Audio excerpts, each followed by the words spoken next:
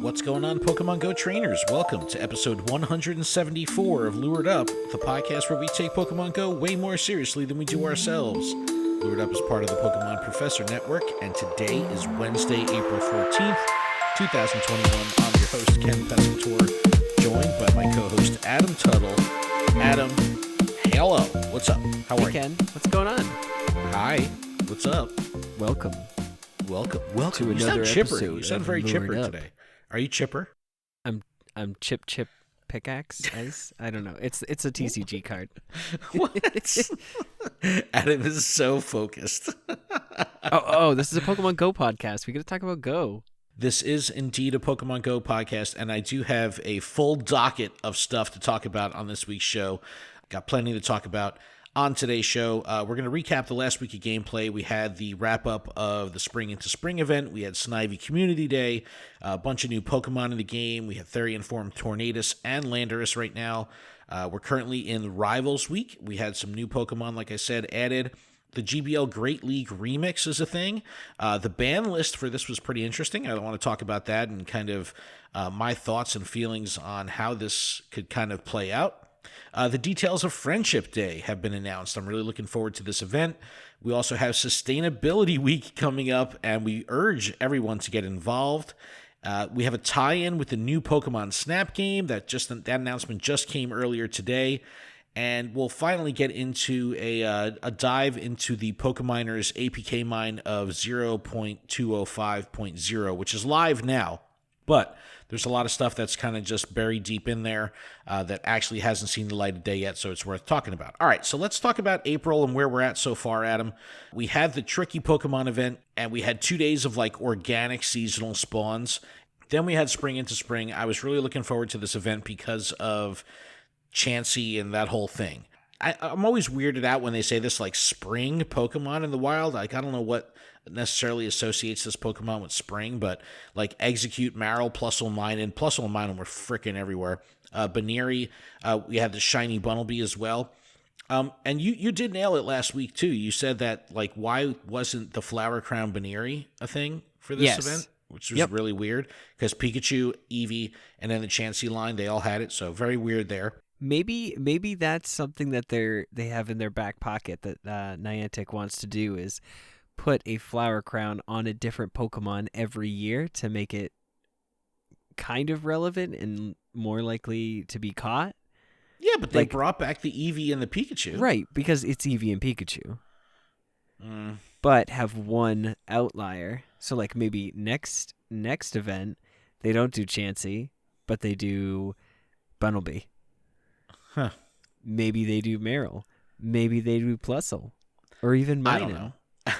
Well, I was very excited about the whole Chansey thing, and we'll dig into that in a second. But we also had Mega Lopunny making its debut. Rufflet was in raids. I do want to talk about this a little bit because I did a shit ton of Rufflet raids, and I know a lot of people did. Same as I did that too. The issue being, it's full odds in raids. It's not like a legendary or something like that where it's 1 in 25 or whatever it is. It was fucking full odds. So we're out here raiding, like hoping for this shiny Rufflet, spending a remote pass on the 1-star raid, and it just didn't feel good at all. I don't know anyone that got the shiny Rufflet, so that was a thing. Didn't even get a good one. No, either did I. We also had the collection challenge that was very easy.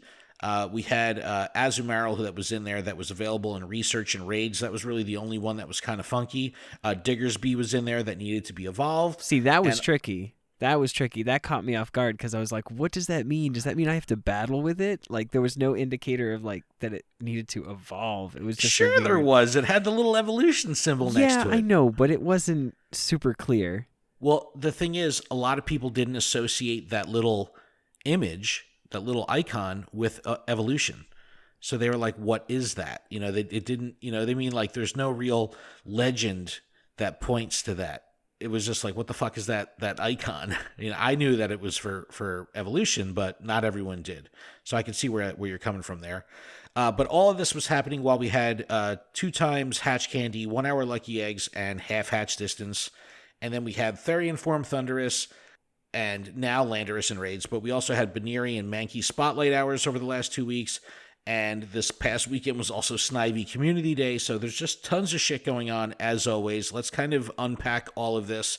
Adam, how's your last week of kind of your gameplay overall been, and what have you done? It's been a lot of fun. I have done some raids. I definitely played a bunch during Snivy Community Day, but I'll start with like the spring event.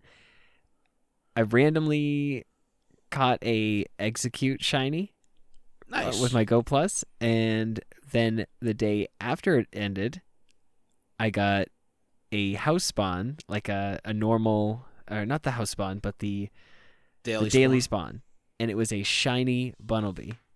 That's legit. And honestly, I just awesome. wanted to leave it there and then just keep coming back to it and checking, but I didn't want to risk it.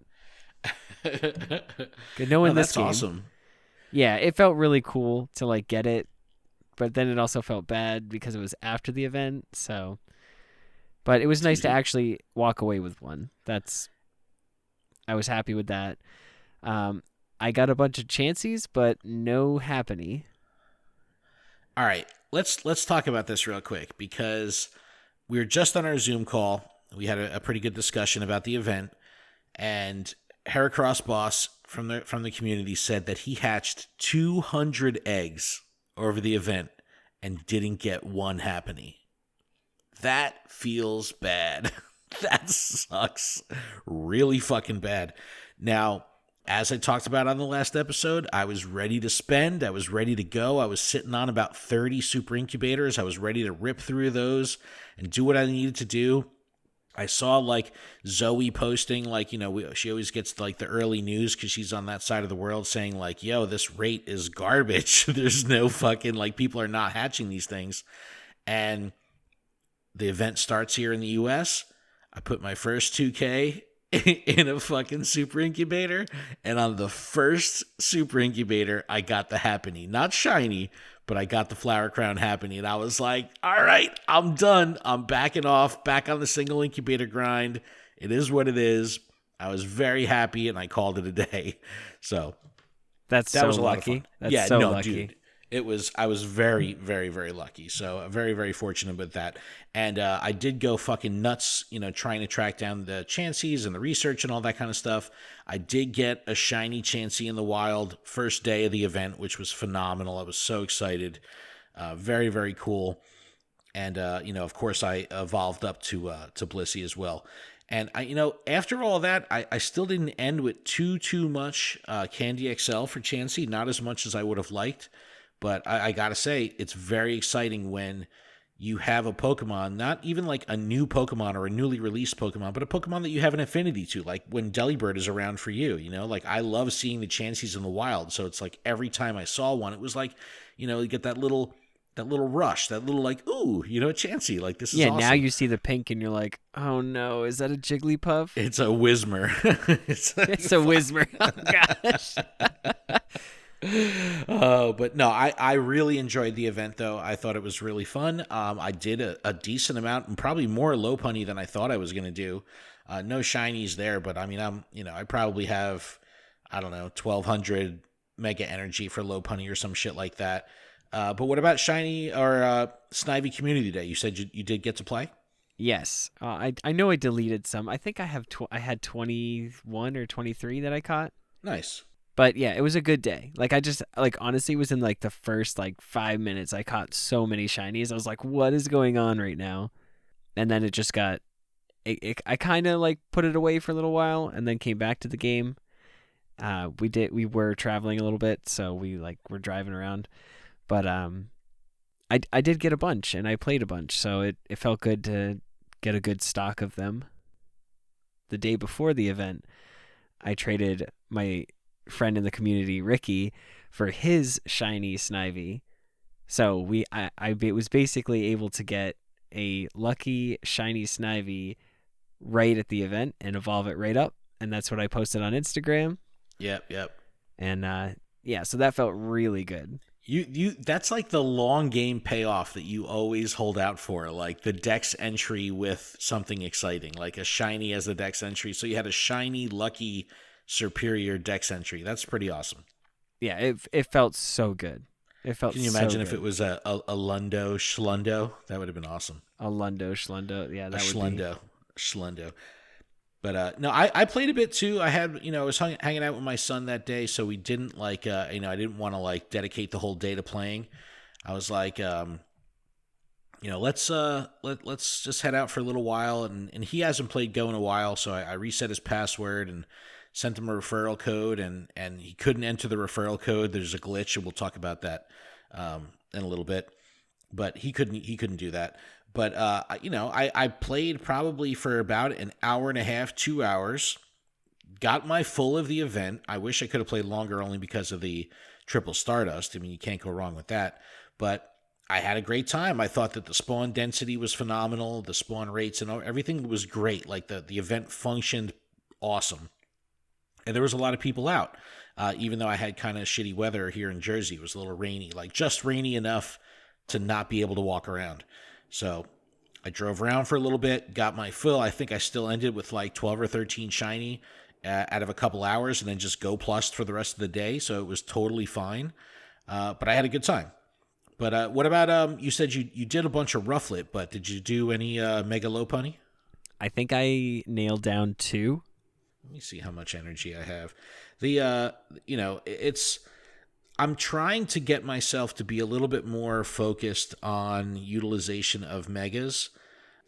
I've kind of not been, I've got 1,000 energy.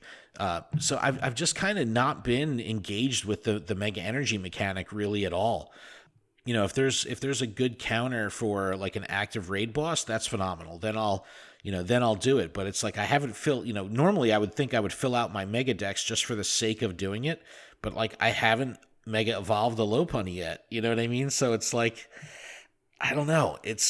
I gotta do something. Or maybe Niantic has to do something. You know what I mean? I just don't know. I wish I had done more, because I have 100% Lopunny, so it's kind of upsetting. I like the way you say Lopunny. Lopunny. That's fun. What about Spotlight Hours? Did you do, what did we have? I did Baneri. Baneri and then Mankey and then I did Mankey. I kind of got bored of it really quick. Yeah. We've had a lot of events with Mankey in it recently, I feel, so it was just not exciting for me. Yeah, I mean, I know they're not supposed to be. And same thing with Baneri. Baneri was just kind of like, gosh, we just got over the spring at like, I don't know. Just not too excited overall with those two. All right, well, that can take us into Rivals Week, which we're playing right now, and by the time you hear this episode, we'll be a couple days into it already.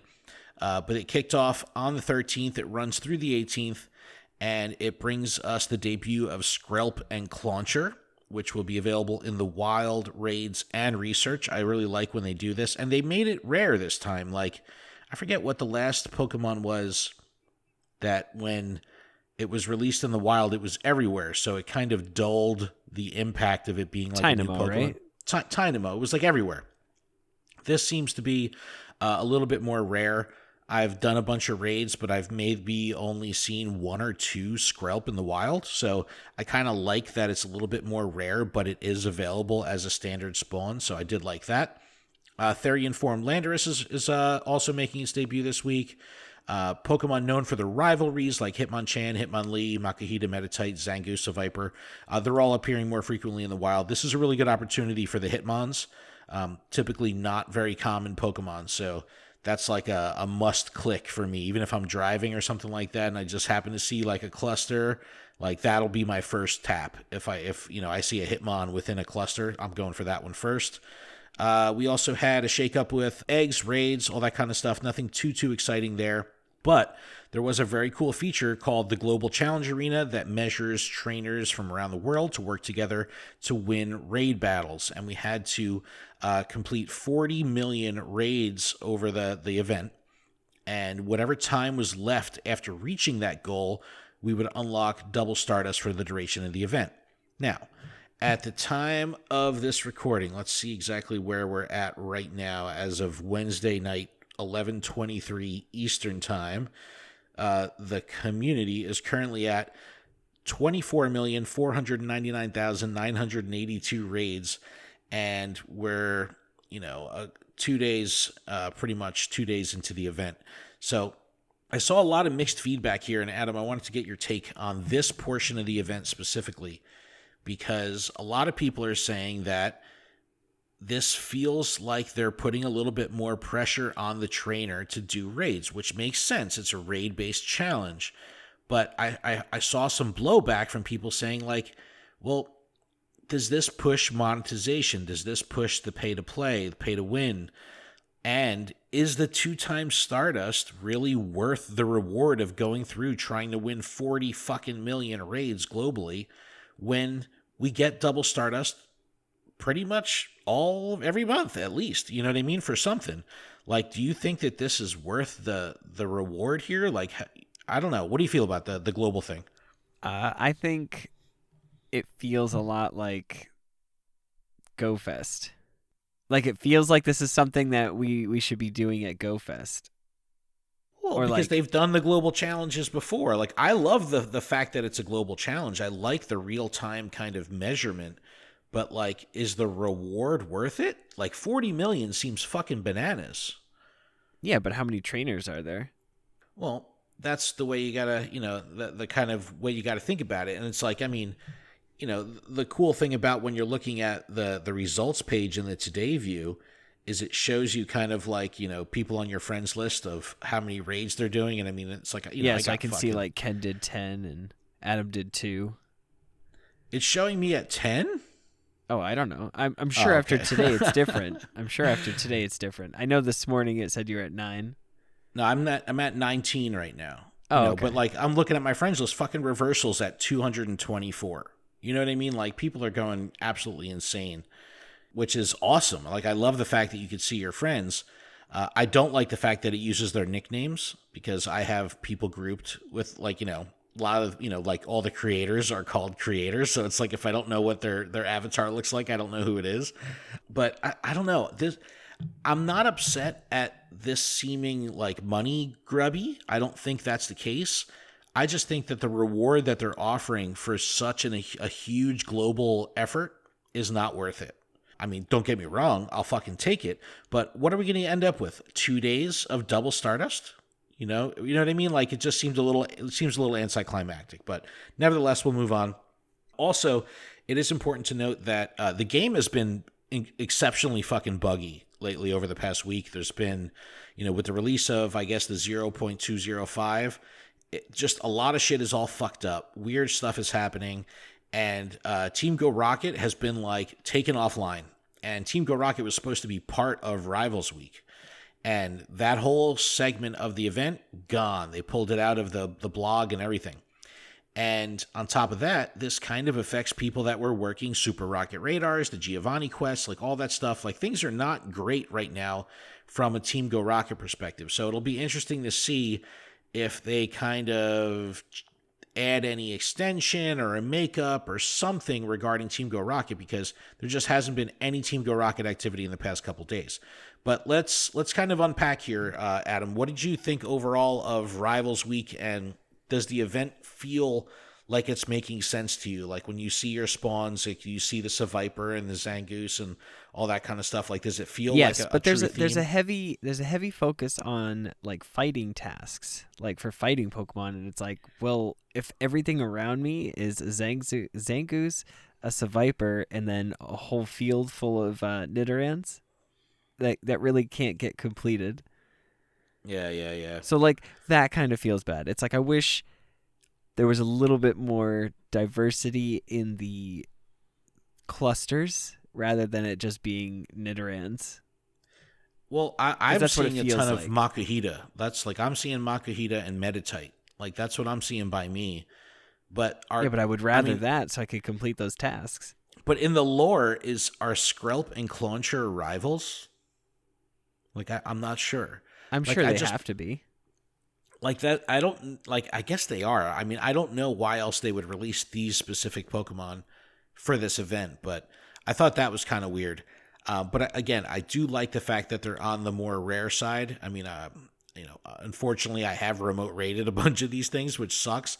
But I want the candy, and I think that one of these Pokemon originally in the master game file was a 400 candy evolution, and they cut that down right before it went live. But very, very weird. I don't know. If you're not familiar with Skrelp and Clauncher, they're both Gen 6. Skrelp is poison water. It evolves to Dragalage, which is a poison dragon type. That's pretty cool. Clauncher is a water type Pokemon. It evolves to Clawitzer that retains the single water typing. I don't know. It does seem like a fighting event. And I guess rivals fighting, like that all makes sense. But for me, it does seem that this is definitely like fighting focused. And then the two new Pokemon that are released are water types. So kind of funky there. Kind of funky. Do you believe that global challenge ticker, like the actual measure of the amount of raids, like, do you think that's real? Like, there's so many conspiracy theories that, like, none of that is real, and it's just Niantic moving it along, and they won't let us fail a challenge, or, you know what I mean? Like, yeah, I usually feel like that. But just from the last time we looked at it, you said it was 24,499. Now it's 24,524,955. Okay, so it's moving. It's moving. I don't know. Yeah, I mean, at least the minutes are right. Yeah. The countdown to the event end is in minutes, which I thought was pretty funny as well. Oh, just a spoiler alert! I just cashed in one of my tasks, and it was like the catch 5 Pokemon, and I got 100% female Nidoran. What? Nice. All right, next up we could talk about the Great League Remix, and we don't have to spend too much time on this, but I did think that there was something pretty interesting here. So currently the GBL, the phase that it's in right now is Great League or Great League Remix. Great League Remix, what it does is it bans the top 10 most popular Season 7 Great League Pokemon. And this is running now. It started on the 12th, and it runs through the 26th, so we have some time here. But they published the ban list last week, and I thought it was pretty interesting. Here's the 10 that are banned: Venusaur, Raichu, and Alolan Raichu, which they put in the same line. Very weird.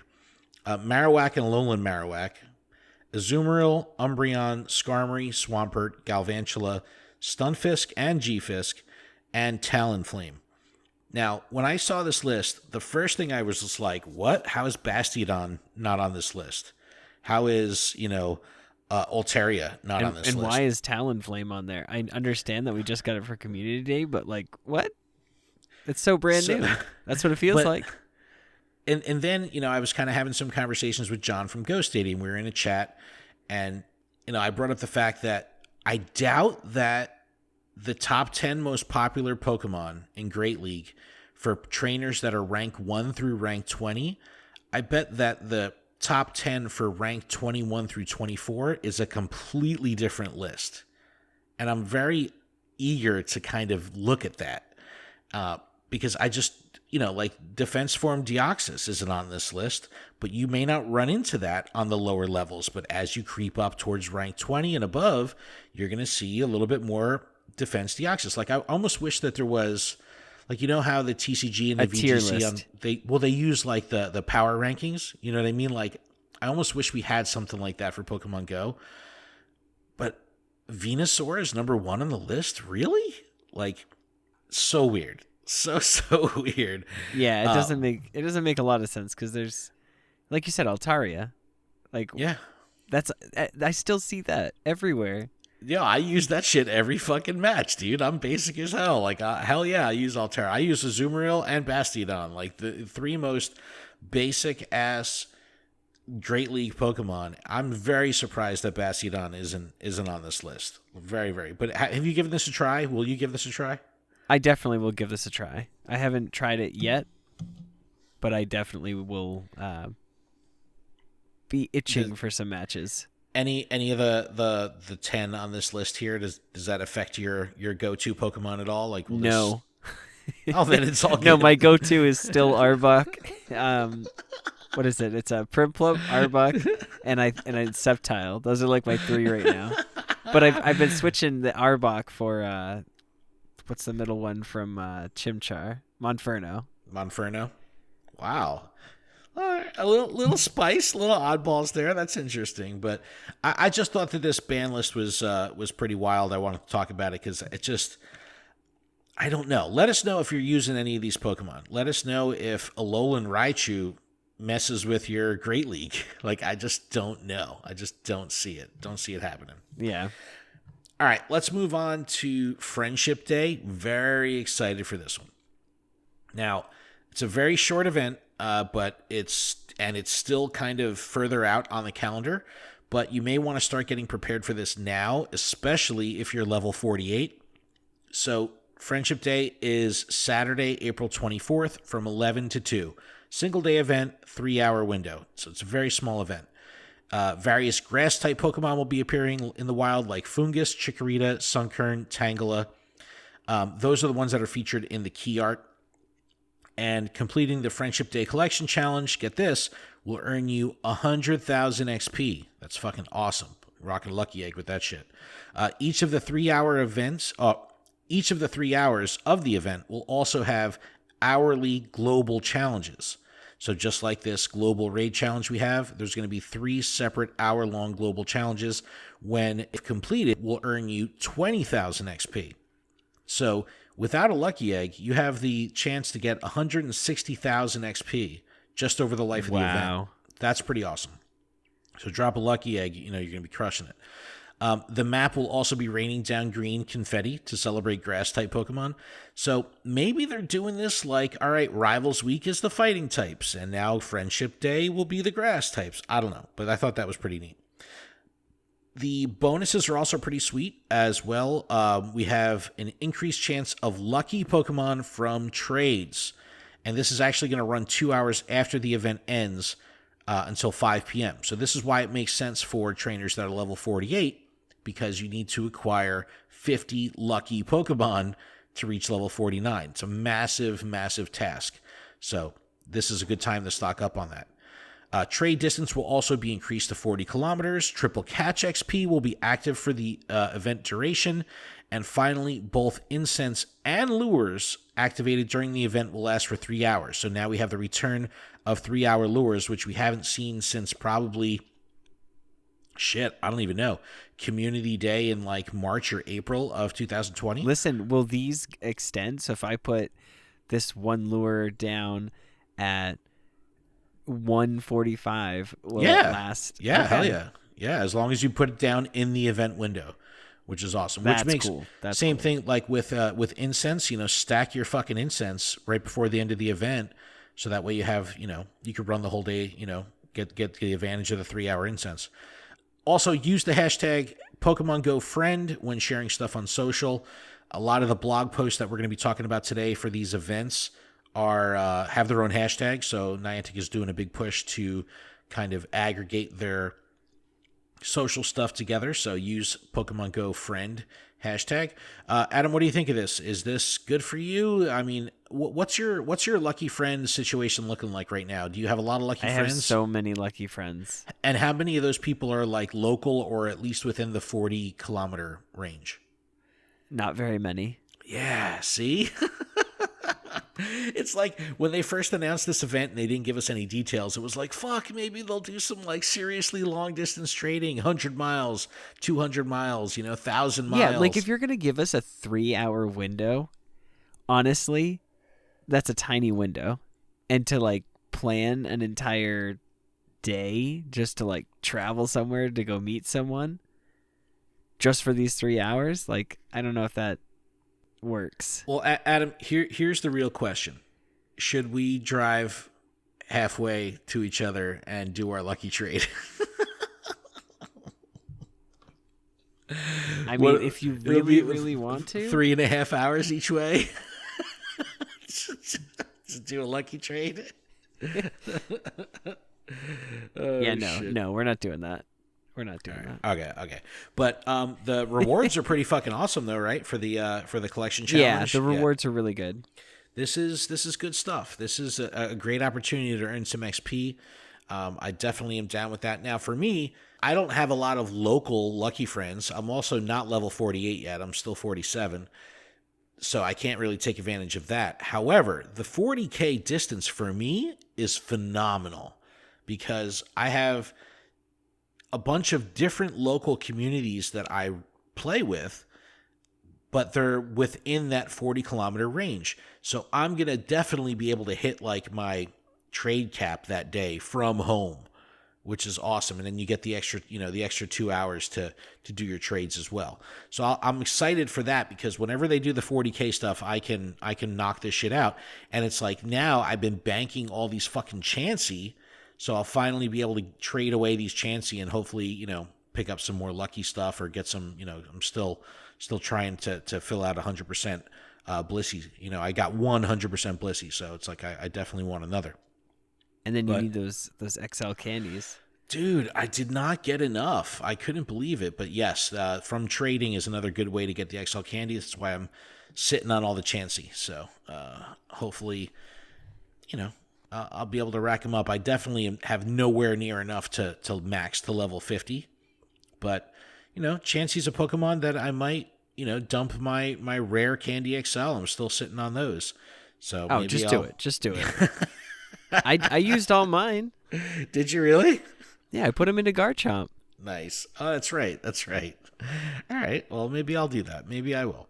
All right, Adam, one more thing before we take a little break. Let's talk about Sustainability Week. I'm really excited about this, actually, because 2018 and 2019, Niantic had partnered with a couple non-governmental nonprofits to do some like Earth Day based cleanup events.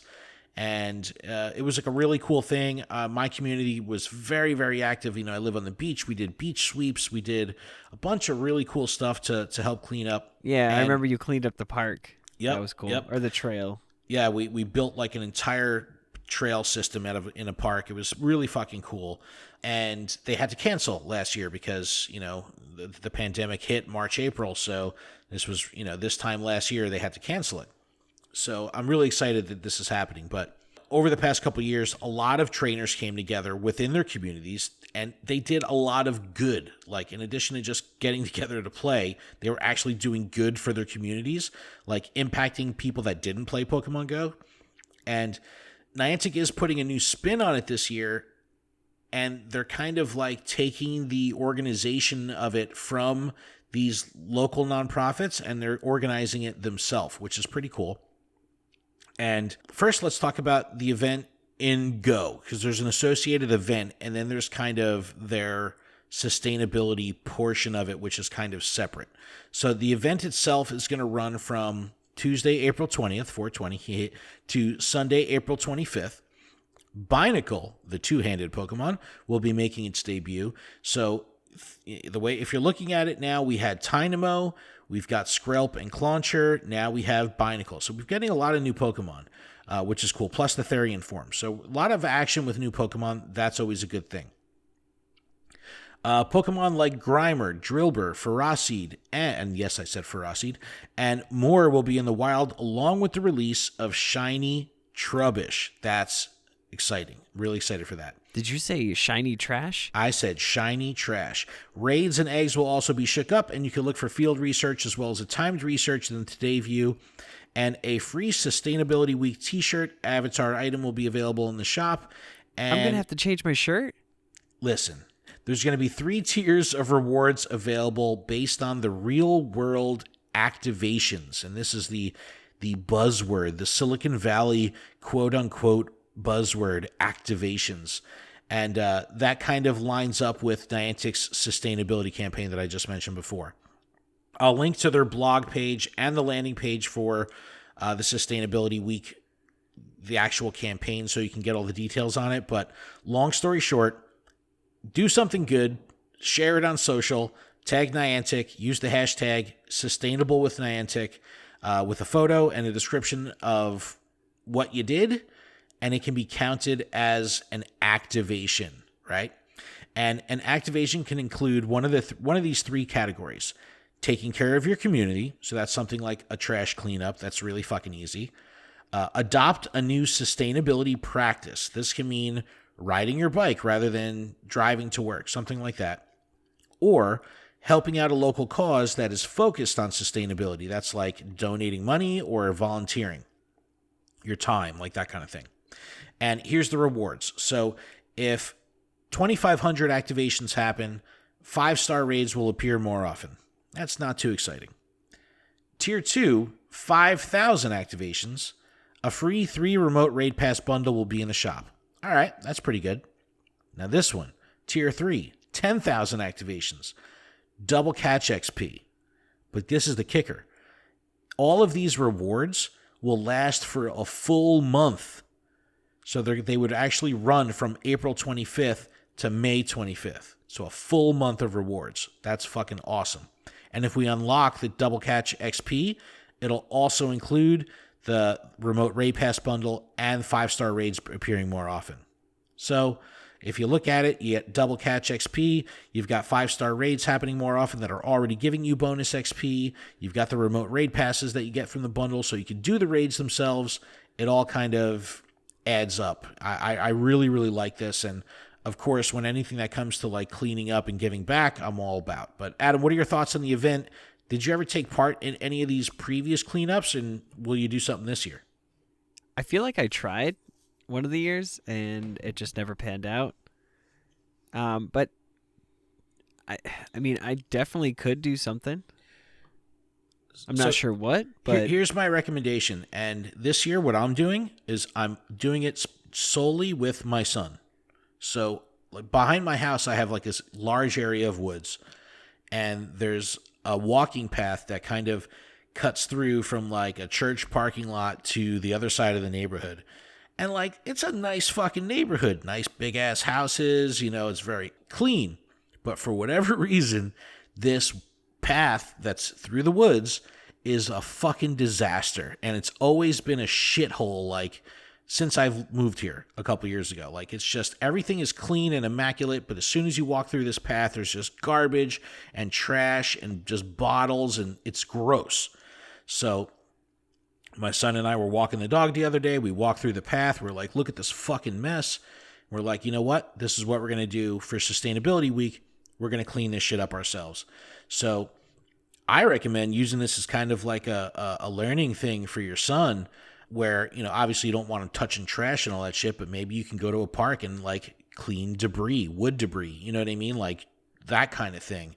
Yeah, that'd be cool. That's the way I'm looking at it, where it doesn't need to be like this grandiose, like, effort. It's just like, just do something positive. And, I really like the angle of trying to make this into a learning experience for my son, of saying like, look, let's just do something out of the good of our hearts, to clean up the neighborhood, and the people that live here will appreciate it. And, that's kind of the angle I'm taking. So that's my recommendation to everyone. Yes, get your Pokemon Go community together, but if you're not able to organize a group because of the pandemic or because of just whatever, do it yourself. Do it with your immediate group, with your family. This could be a great opportunity to just offer your services to the community and get a reward out of Pokemon Go. Just take a fucking picture of it and post it on social, tag Niantic, and use the hashtag. I love this kind of stuff. I think this is really cool. Yeah, this is going to be exciting. I'm excited. Good. I urge you to do something. And we get Shiny Trubbish. That's pretty awesome too. I think that... Wait, you mean we have to put down the phones and do something other than play Pokemon Go? Look, man, you can Go Plus while you're cleaning up the shit or whatever. But no, I love the Grimer, Trubbish kind of theme here. I thought that was really cool. I don't know. I just think that this is a good opportunity to give back, and, especially if you have like local businesses or something, where you can show people that the Go community is doing good. A lot of times people think that people gathering at the corner, or, these fucking gamers or these fucking nerds are walking through town again. It's like, this is an opportunity to show like, look, we're doing fucking good here. We're cleaning up the area. And it's like, for me, I live on the coastline. There's beaches. We did a beach sweep one year in Belmar, New Jersey. It was really awesome. I think we had 40 or 50 full bags of trash that we swept over like a 1.5 mile stretch of beach. It was really cool, really awesome that we did that. But just start small. I think that's the best advice I could give is, something is better than nothing. Hell yeah. You know what? And it's like, if it can impact someone else, that's the beauty of it. I think that's the the real magic behind volunteering and doing good and community service. It's just it's an all around good thing. But I'll link to the blog. I'll link to the sustainability campaign website. There are links to a couple different charities. I know that there's an actual charity contest as well, that Niantic is going to make a donation to a charity if whatever charity is tagged the most in these sustainability activations. So there's a lot going on here that's kind of behind the scenes. But I urge everyone, just get involved, clean up the fucking community, do good for yourself and the people around you. But Adam, that's a lot of info. I think there's a lot of fucking events happening still in April. Yeah. There's a lot going on. Events after events. Yes, events after events. But why don't we take a little break when we come back? One more event. Yes. No. Well, there is another event. We'll talk about it when we come back from the break, but we'll dig into that. But I do want to dabble in this latest APK mine, which has been live for a couple days on Pokeminers. So we'll talk about this stuff and see where it goes. There's some interesting shit in here, but all right, sounds good. Cool. We'll be back right after this.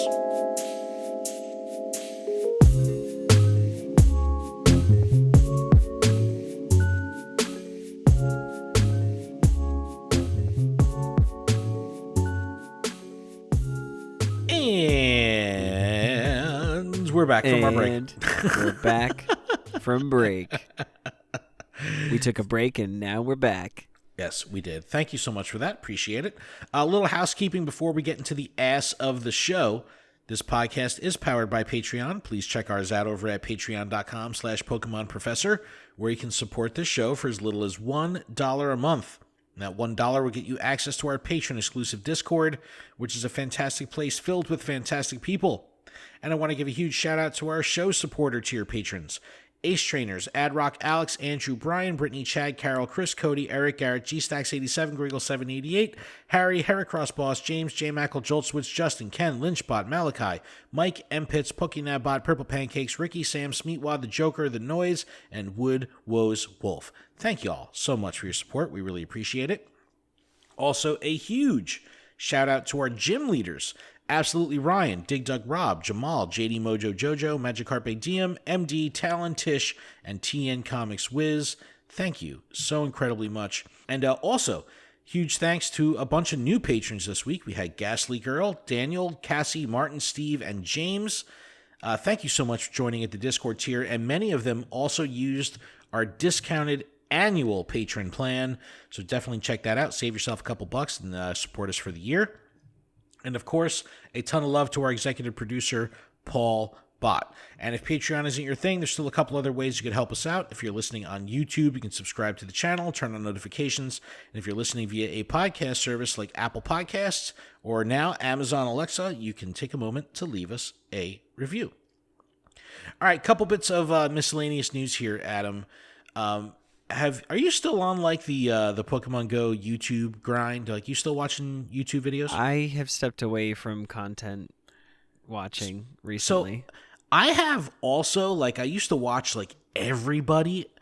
Now I watch a couple here and there. I'm always watching JT Valor. Like, I love JT Valor's videos. And Trainer Tips. Trainer Tips has always been my go-to from the beginning. So he put out this video on egg hatching and specifically Happiny and how that whole thing feels. And I recommend everyone watches it. I'll link to it in the description. It's exceptionally honest and it's exceptionally critical. And I think it paints a very good and accurate picture of many in the community's feelings on eggs. And I just want everyone's feedback. I want to know what they thought. And in our community here, I've asked about it, and everyone seems to agree with what Nick was saying in the videos of just, it doesn't feel good. And Nick comes straight up and says, like, look, these are, in fact, loot boxes. This is, in fact, gambling, and it's a slippery slope. And not a lot of people kind of talk about it as openly as he does. If you listen to this show, you know that I don't fucking hatch eggs really at all anymore because I think it's a racket. But I don't really talk about it, and I've never really spun it to the perspective of loot boxes. But Adam, I know you're an Overwatch player. Loot boxes are huge in that world. Do you think eggs are loot boxes? They're very similar in the fact that when opened, it's like, oh, I got the same thing I already have. But then there's that random one chance that it's like, I got the new skin. That's the hit. That's the dopamine Yeah. hit. That's what I mean. It's like, and that's kind of Nick's perspective of that's kind of like the feeling that when you're gambling, like when something goes right, you're excited, and when it doesn't go right, you're fucking bummed out. So very cool video. Honestly, I felt proud of Nick for making the video because, it's not easy to have an audience of his size and kind of be that honest sometimes. I know that sounds weird, but it was a very, very open discussion video. Like, he really laid it all out. I really enjoyed it. So definitely check that out. Link in the description. Also, I mentioned earlier in the show that this week the game has been fucking buggy as shit, and that's definitely the case. But not just bugs, not just like GBL lag, not just Team Go Rocket being off the fucking radar. I thought you were talking about bug-type Pokemon. Nah, not yet. Just swarming the game. There's also some really fucked up things happening that are kind of coming to fruition now that we have the expanded friends list count, right? So there's a notification cap, and Reversal has been someone that's been pretty vocal about this on social, because he's a beast as far as like doing raids and shit. So what ends up happening is you're allowed in the 24-hour period to receive 400 notifications in game. That notification can be anything from like your friend received a gift, to your Pokemon needs a berry, to a raid invite, or even a notification saying you've reached best friends with someone. So if you hit the 400 notification cap and I want to invite you to a raid, I can't, because you won't even see my invite, because my invite counts as a notification. So that's a fucked up thing. But now there's so the little bar wouldn't go orange? Nothing. Yeah, exactly. It wouldn't. Wow. So that's a thing. But then in addition to that, there's also a bug right now that's causing a significant delay in the XP notification when you reach a friendship tier. So if I become best friends with you, you might get like the pop-up, you have a lucky egg on, it says 200,000 XP, and you're great. But for me, or the person affected, that alert may not pop for an hour or the next day. So it totally fucks the person out of the XP, because they're probably coordinating and have a lucky egg on at that moment. And then they're just sitting there waiting like, when is this going to pop? When is this going to tell me that I got my 200K? And it never does. So lots of bugs right now. Like, shit is crazy. Just keep an eye on the known issues page. That's my best recommendation, because they'll update that with, everything's like in an investigating stage right now. So just keep an eye on it. There's a lot going on in the game right now that's a little unstable. I'm sure they'll get through it soon enough. There's a detective on the case. Yes, and his name is Ryan Reynolds. All right, let's talk about two things before we wrap up Pikachu. here. We have new Pokémon Snap. This is a very exciting game. People have been fucking wanting this game for a long time. Drops at the end of the month on a Nintendo Switch. But a surprise announcement came today on the Niantic blog announcing a tie-in with new Pokémon Snap. The event is going to run from Thursday, April 29th at 10 a.m. to Sunday, May 2nd at 8 p.m. local time. Originally, the blog did not have a time, and then it did, and then it didn't. But whatever. It's the 29th through the 2nd. Pokemon inspired by deserts, jungles, and underwater landscapes. This is all based on the Lentil region that is in the world of new Pokemon Snap. Pokemon like Lotad, Cacnea, and Ducklet will be appearing more frequently in the wild.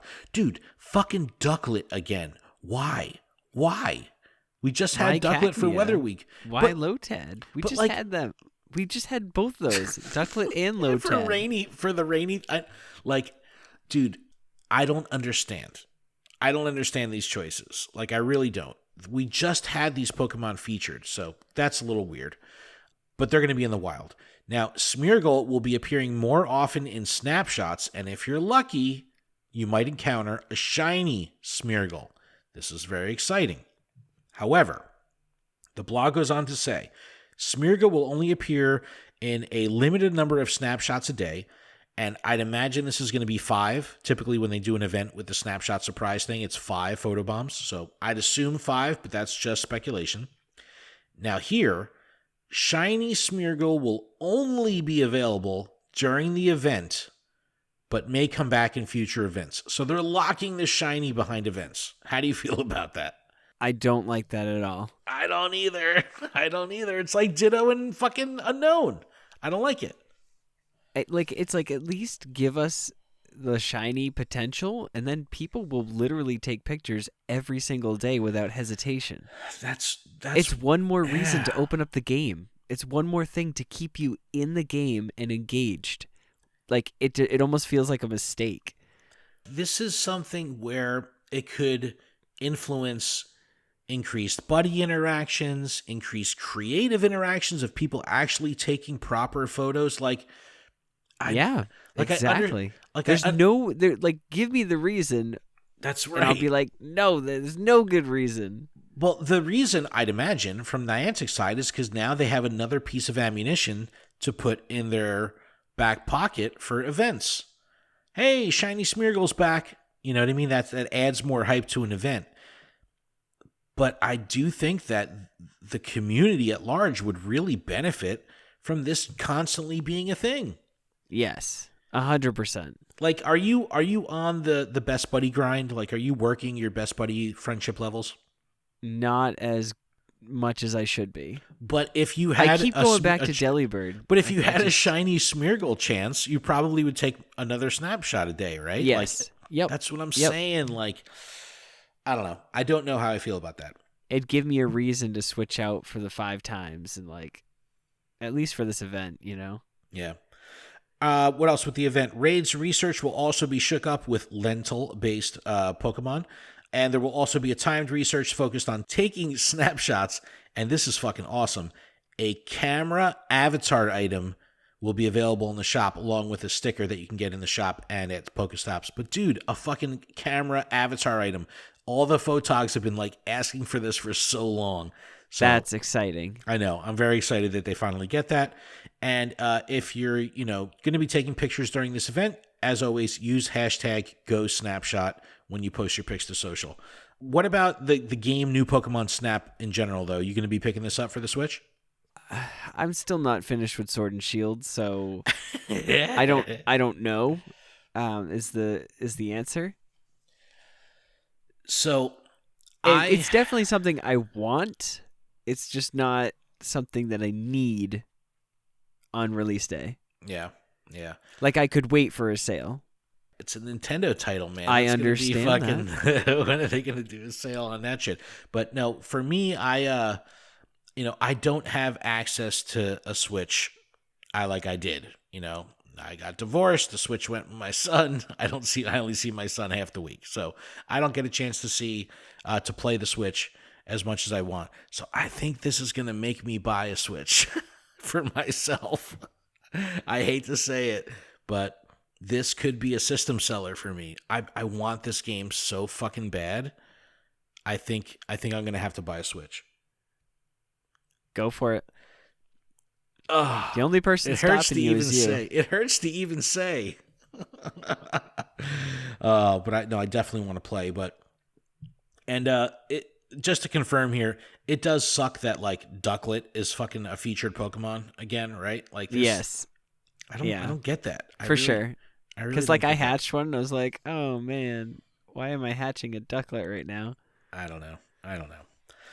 All right, let's dig into this. But also, hold on one second. So, Shiny Smeargle, just keep in mind that you should be taking snapshots of Pokemon that have community day moves, and if you have one and you get it a shiny, that's like double ultra sick. Someone tested this on a double legacy Pokemon, and it doesn't give you both legacy moves. Okay, I mean that's understandable. But though. Yes, take pictures of cool moved Pokemon to take advantage of that. That is a good call. Yeah, like I keep doing Delibird, and it's like, oh, I got Present and Icy Wind. I'm like, yes, I got present. All right, let's move on to the last topic of the day, and that is going to be the APK mine that Pokeminers has done for 0.205.0. First of all, disclaimer, anything we're about to talk about here is unconfirmed from Niantic. It can change at any time. It could never even see the light of day in the game. Using APK mines and digging into APK mines is against the terms of service. However, reporting on it that we're about to do is not. So here we go. Take it all with a grain of salt. This is a big one, and there's a lot to unpack here. So we'll kind of just skim through this and talk about it as we go. But the first biggie here is the inclusion of routes. We saw routes, in the mines fucking months ago, maybe even a year ago. I don't know how long it's been, but yeah, it's been a long time. The first mention in the mine is the inclusion of route-specific music, which is awesome. And I'll play a little sample of it right here. I'll link in the description to the SoundCloud that they have so you can hear it. Now, we don't have all the information, but based on what they were able to, kind of dig out of the mines, routes will have cooldowns. They'll have expiration times, meaning you may need to complete them within a specific time, and you'll have a cooldown before you can start another one. It also looks like you will have a name, description, see the creator's name, an image, and something to indicate if you have received the rewards already for completing it. This reminds me very much of the missions in Ingress, if anyone plays Ingress. Waypoints along the route will keep track of things like progression, tappables, and route stamps. There's also a bit of code in there that indicates that a route can only be available to players 13 and older. I guess they don't necessarily want kids crossing streets. I don't know what that's all about. Some routes will require you to complete some kind of activity beyond just spinning the photo disc of the wayspot. And wayspots that are part of a route will shimmer, so you'll actually know if something's going on there, and that's part of the route that you need to go to. Now, in Ingress, you kind of got to, there's like an order to which you do things. So if someone builds out like the mission, like if they're taking you through a tour of the local downtown, they can put the portals in a specific order that you need to complete them. So hopefully we'll see something like that here. I think that could be a lot of fun. And once you complete a route, you can give it a star rating and a reason as well to indicate a theme. I don't know what exactly that means, but you'll be able to sort them by length, proximity, category. A lot going on here with routes, but I'm very excited. And Adam, I want to get your take on this because I've been slacking with Adventure Sync so much lately. I'm so used to playing from home. I'm so used to remote raiding. I'm not walking for shit anymore. I haven't hit 50K in so long. So I know. I think one of the weeks I got like 40, and I was like, "Oh man, I was so close." I'm excited because this is going to get me walking again. What are your feelings on that? Will this kind of motivate you to get out? Yeah, definitely. I'm super excited because I want to get out and run again. There you go. The weather's getting nicer, so it's just finding the time, and yeah, because this could be part of my run. Now here's another question though, and I think this will impact you more than me. Do you think that this kind of thing does a disservice to rural players, or could this be used as a tool to promote the use of Wayfarer in those rural areas? Like, if I'm building a route out, right, in my area, it's like, all right, you're going to be able to spin the map and see all the fucking stops on the map because everything is so close together. But for someone like you, where the stuff is more, is further apart, could this, I don't know, could this feel weird for rural players that may not have a lot of stops that they can connect the dots between for a route? Yeah, it would definitely be weird. Because it's like the cemetery has like a decent amount that you could create a route, but it's like then you'd have to go through downtown just to get to any stops that are relatively close to each other.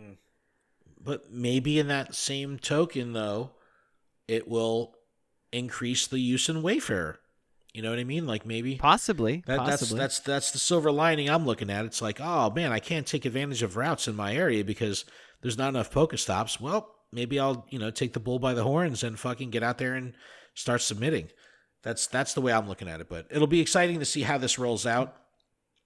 There was some like visual assets for the routes that Pokemoners was able to find. So they put up like a little infographic that shows it. So that's pretty cool. Speaking of Wayfarer, there's also going to be an option to upload Wayfarer submissions at a different time than when you add them. This will help you get to like a Wi-Fi location to do your upload. We also see the inclusion of using Ghost Snapshot to take pictures of wild Pokemon. I'd imagine this might have something to do with the Pokemon Snap tie-in. I don't know. But there might be tasks like that in that timed research that's focused on the Ghost Snapshot. Maybe in that timed research, the tasks will actually call for us to take photos of wild Pokemon rather than selecting a Pokemon from our inventory and taking a picture of it. That could be really cool. That'd be cool. Yeah. Well, I mean, dude, that's how it was before fucking Ghost Snapshot came out, like before they upgraded that, It was like if you wanted to take a picture, you had to do it of wild Pokemon. That's just the way it was. But another visual asset was the Rainy Lure. So this is a new lure module, like one of the specialty lure modules that's coming out. So there was a visual asset for that, as well as some raindrops. But the graphic stuff looks really cool. It's pretty neat. A bunch of 2D sprites were added to for Gen 6 Pokemon like Barbicle, Sylveon, Swirlix, Tyrant, and Goodra. Oh, the Sylveon thing. So if you nickname an EV Kira, Kira, the Sylveon silhouette will show up in the evolution bar. Can't evolve it yet. Oh, that's it gives sick. you it errors out. But they even added that to the known issues page. They're like, yeah, that's not right. But that's coming. So at least from what it seems, using the name Kira will work as the naming convention to get you your first Sylveon. Some Gen 7 Pokemon also had 3D assets added, like Lunala and Sandygast. That's always exciting when you see that kind of stuff showing up. And now, in my opinion, this is the biggest deal of the entire mine, and they found this very late. This kind of came out after the original report on the mine came out. It's a tutorial showing a new mechanic where you can power up Pokestops. And this is very cool. So this is their description. It just says, a power-up Pokestop tutorial has been discovered. At this time, we couldn't see anything about the feature in the current APK, but they saw these visual assets that show 4 pages worth of something happening with Pokestops, where it looks like you're upgrading level 1, level 2, level 3. The Pokestop itself grows taller on the map. And some shit is happening. So we don't know what's going on here, but I am gassed up for this. I thought this was super cool because I think this could be something they're going to use to encourage outside playing again. Get people back outside. They've done all this stuff to shift gears. Yeah, come over here to this this Pokestop because it's going to get you more items. Exactly. And if it's taller on the map, like it visually looks different, you could be at home, look at your map, and see this giant fucking Pokestop that's 3 times taller than any other Pokestop, and it's like, yo, what's going on over there? There must be people playing there. So I kind of like this idea, and I think it could be kind of Niantic's like passive way of saying like, hey, let's get back outside. I don't know. But what do you think of the APK, man? Anything here that stands out to you? The Pokestop thing or Rainy Lure or the routes? Like, I guess just the routes. I mean, it's all exciting. There's a lot of big stuff in here. Yeah, the rainy lure is cool. I mean, I don't know why it's not in the game already. But the routes for sure. Yeah. And I do like that Pokestop thing. Like that's going to be sick.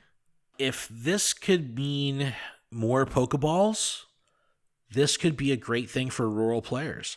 Like if a powered up Pokestop like pays out more items, like this could. The question is, how long does it stay powered up?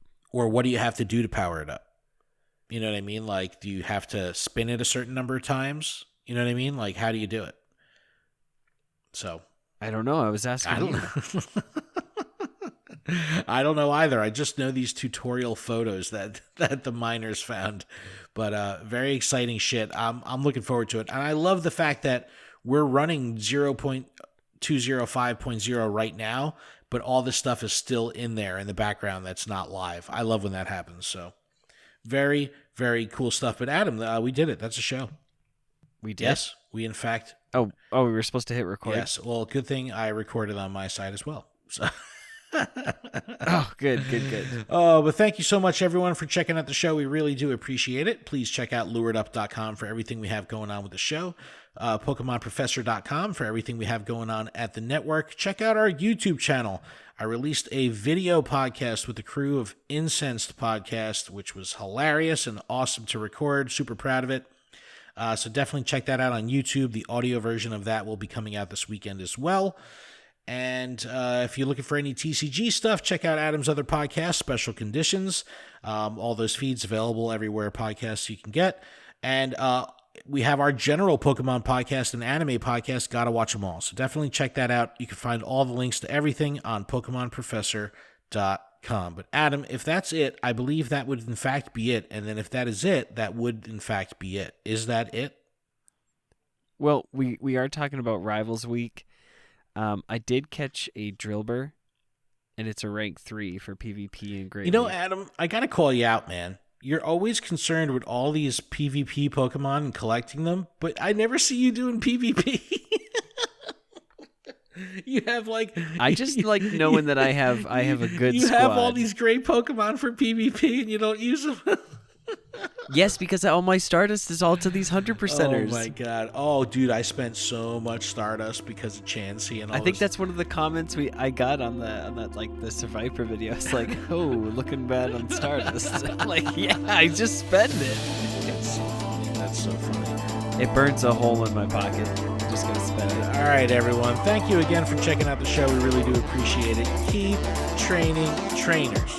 We'll see everybody next week. Thank you. Bye-bye.